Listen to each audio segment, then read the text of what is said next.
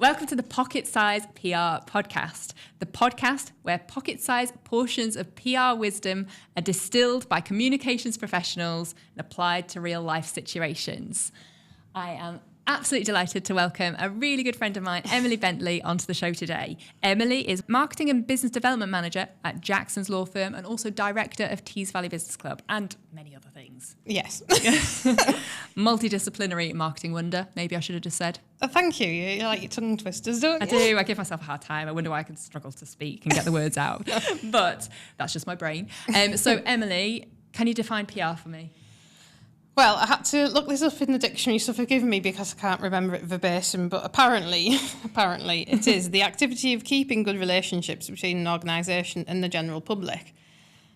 That's official per dictionary. But I actually think that PR is a great way to amplify messages, to get your story or get your message out there to a wider audience than you'd manage yourself ordinarily. And it's a really powerful tool that's, when harnessed, is great to have in your toolkit. Yeah, I completely agree with all of that. And, it's great there that you provided an official definition, which sometimes is lost on people. And that's why I wanted to do this podcast, because it's like, what does it mean to you and how do you apply it to your real life marketing situations? And, from your experience, because you've always been a big fan of PR. Yeah. What are the benefits that's brought to your clients, the companies you've worked with, your campaigns? I think that it's a partnership, really, PR, working with an agency, because if you're doing it yourself and trying to get that message out, it's lots of relationships to manage with your different publication houses, your different papers, as if you're going on the traditional route, magazines, etc., etc. So if you've got a PR strategy and a plan, and you're working with a partner to help deliver that, then it can be very powerful if it's done strategically.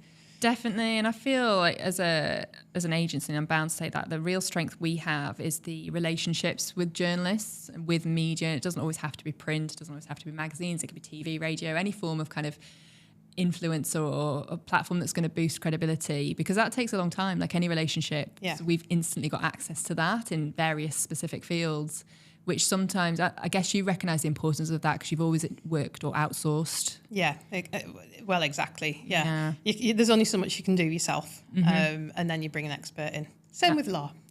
Oh, yes, absolutely, in many fields. Yeah. You are also a prolific networker and also obviously director of Tees Valley Business Club. How important is networking to PR? It's part of the whole package. Obviously, you're then taking that messaging out with you.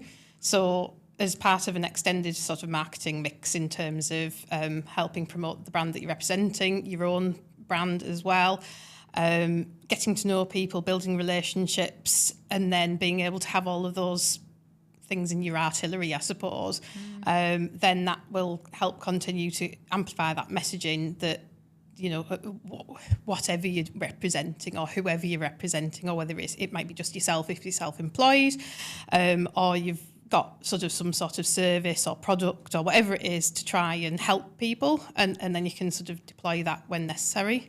Yeah, definitely. And I feel that sometimes, especially in today's digital world, people almost see PR as like online, and they forget about that it's and relationships online, but actually it's also very much so relationships face to face, in person, in real life. Yeah. And I know you can network online, but for me, it doesn't quite have the effect of networking in person. No, I would agree.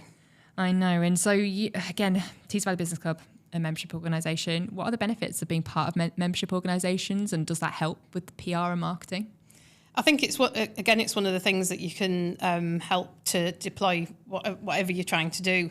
But it's about choosing the right one, trying different organisations to see what would benefit you and your business, and then really going in at it full pelt, because you've got to use it to get the benefit from it. There's no point in joining something and then expecting them to play you a song. You've got to sort of go, tread the boards, get the message out, speak to people, build relationships, and then use that. And you might find that it doesn't benefit you, but then you might find quite the opposite, and that it's a really valuable thing to be part of. I totally agree. They're really key points there. Not every membership organisation is right for you, has to be specific to your target audience, or you have to be getting something out there that's suiting your objectives. Yeah, completely. And it does depend on what business you're in. Obviously, I've worked for a few different sectors now, and what would have worked for the accountancy sector, and certainly very similarly now in the legal sector, doesn't necessarily translate, for example, in the tech sector. So you've got to find your tribe, I suppose. Totally. You've got to find your niche and what works for those groups, and engaging with the right types of businesses to then make it beneficial for everyone. Yeah.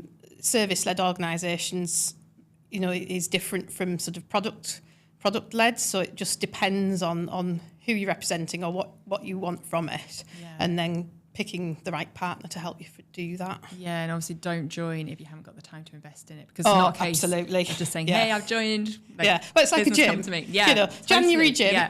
Yeah. I'll join and I'll do this with my best intentions, but then you're really putting your investment in the wrong place. That's a really good analogy. So this is a question I'll ask lots of guests on the podcast, because I feel there's lines blurred. What do you feel the difference is between PR and marketing? Well, it's a big difference. I think that PR is part of that whole marketing strategy. It will play a part within that. It's part of the mix that you need to employ to make sure that you're getting whatever your marketing strategy or your messages, or if it's an overarching brand message, etc. PR is one of those things that you will employ to do that as part of a broader sort of piece of work. Yes. No, I agree. We always say it's kind of the secret sauce as part of the whole marketing mix. That's the best way of putting it. No, not at all. And it's just, again, it's sometimes seen as the dark art, because a lot of the tactics generate psychological results, and people, it is difficult to explain sometimes to people, but it definitely, and again, I keep saying now, when people are like, is it PR, is it marketing? Sometimes I'm like, does it matter? Is it helping your brand? Is it helping your business grow? Is it helping you attract the type of clients you want? Yeah. But we like to get caught up on labels as humans, don't we? We do. What do you think is misunderstood about PR? I think that people, and this is, again, if you're not using the right partner or you're not using a partner, I think this is where further misconceptions can come, because I think people think of it as just shouty, or they can use it. They can use it to shout their message or just tell you something. Yeah. Which I think is a misconception, because I think it needs to be cleverer than that. It needs to be constructed around the company's actual aims and goals and things. So, for example, we recently did a campaign to talk about Jackson's succession planning, and that was choosing the right publication, the right messaging, the right content, and then getting that message out to the masses. Because if we'd have chosen the wrong partners to do that with, that would have been lost in some areas. So I think it's really important that you've got to choose your PR partner, choose where you're putting it, because otherwise it's like backing the wrong horse, I suppose. It's you've got to speculate to accumulate with PR, but you've got to back the right horse to do that in order to get that messaging out and get that mix right. Yeah, it has to be strategic, and I think sometimes because it's undervalued, the shouty thing. Yes, but sometimes the phrase that annoys me is fluff. Add the bit of fluff or the bit of sparkle on top, because it is much more than that. It has to be, well, it works best. It can be adding value as well. Absolutely. Like knowledge transfer, or business club strapline, knowledge exchange. You've got to be offering something valuable for the reader. Oh, sometimes it frustrates me how even like marketing and PR sits on the balance sheet as just an expense, whereas you buy a laptop, it's an asset almost. But the brand is the most important thing that's going to create the value. That's sometimes a differentiator in how much you can charge, the fees you charge. It's still just just a bit of PR or a bit of fluff to add that sparkle on top. So there are a lot of misconceptions. What do you think are the latest PR trends? I think obviously digital, going online. Obviously I've been in this whole marketing game for a while now. It doesn't feel like it is. I don't feel old, but I suppose you can never feel old. There's too much to. Well, I suppose this is it. Sort of the evolution over the time that I've been dealing in the PR world, I suppose, is going on the digital, away from print, but print still has a place, 100%. But it is sort of different ways of getting your messaging out there, using different tools and platforms and different sort of concepts to be able to get that message out there, but that aligns with your brand. So it's choosing those channels carefully, be it social media, website, blogs, vlogs, podcasts, Yes. etc. So yeah, that's definitely a step change from sort of when, in years gone by with PR and what it was.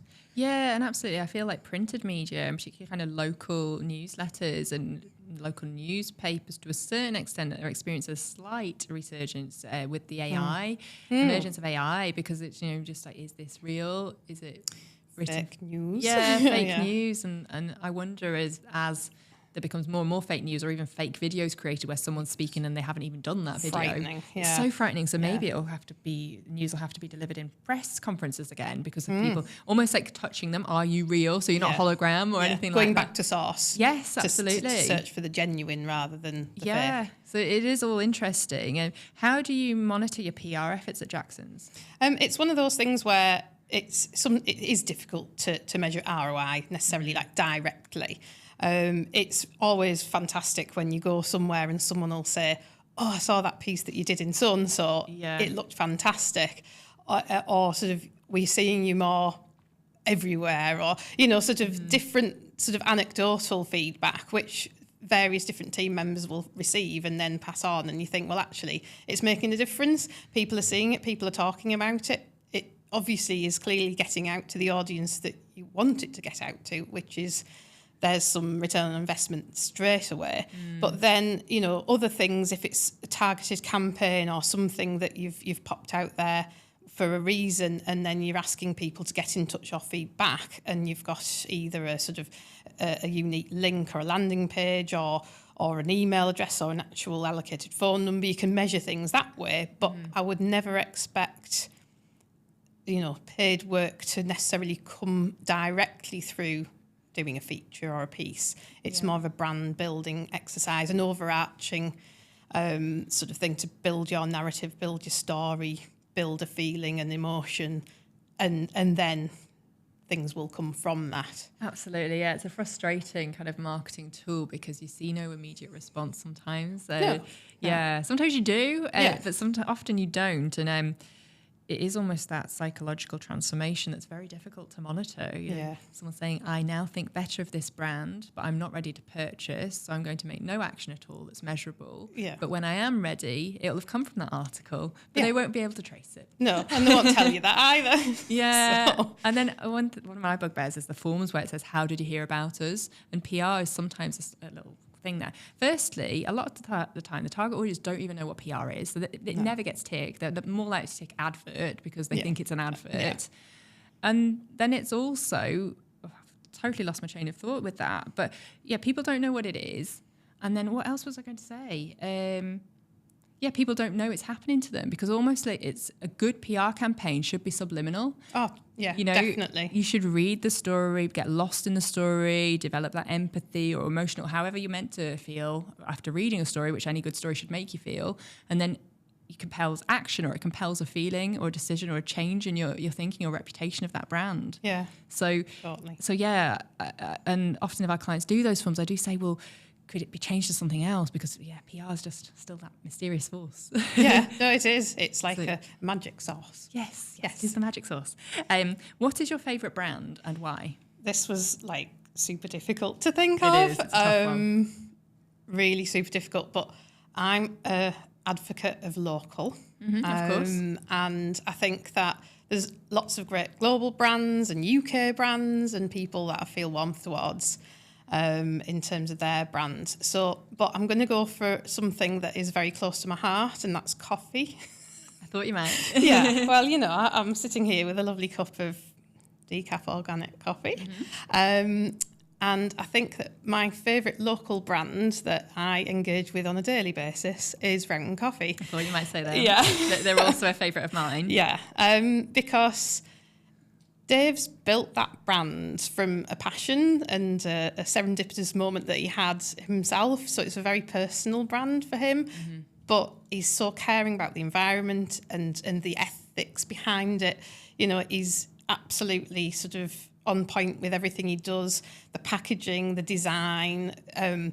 But it all comes down to the end of it, the delicious cup. Yes. Because that is what people want. Absolutely. That's what I enjoy. Yeah. However, I think it tastes even better to know that brand story behind that, and the amount of investment that goes into that, and his emotional investment, and his team as well are all on the back of that. And it's just one big cup of love, I suppose. Oh, that's such a good way of describing a brand, because it is a feeling, it's an emotion, and brands aren't really anything when you think about it. No.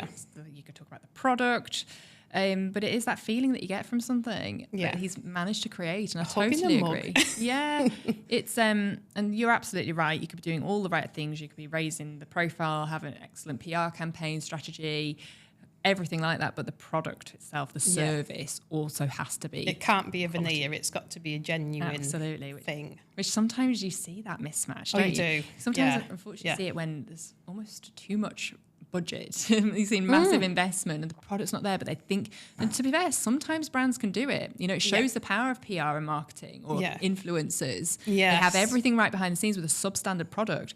But unfortunately, that's going to go further than an excellent product with poor PR and marketing.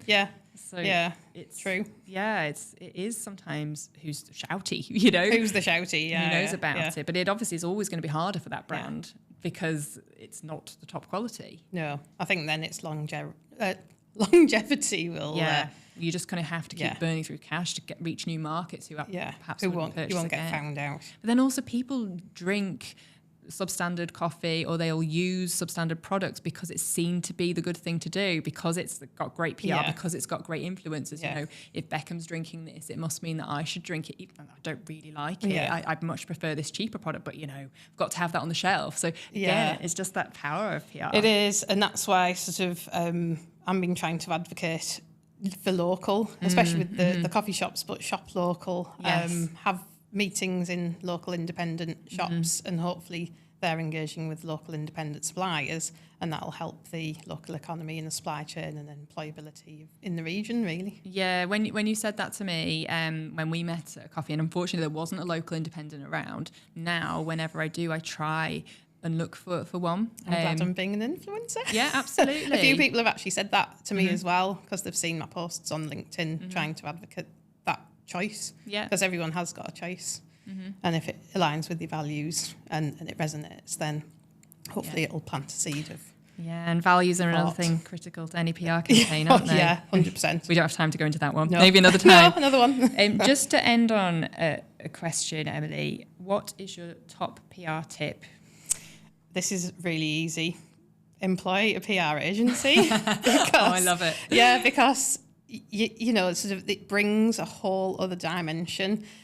You're not just one voice sort of thing. You're employing them to help you get that message out. They've got the relationships, they've got the knowledge, the wherewithal, everything that you need in that kit to get your message out, or whatever the goal is, because you've got to have one. They can help you discover it, develop it, and amplify that for you. And I think if you try and do it without a PR agency, you're going to struggle. Well, thank you. I didn't even pay you to say that. I know. Thank you for being... You gave me a coffee. Well, same thing, I guess. Yeah. Thank you so much for being a wonderful guest. No, thank you, Charlotte. Nobody can do business with you if they don't know about your business.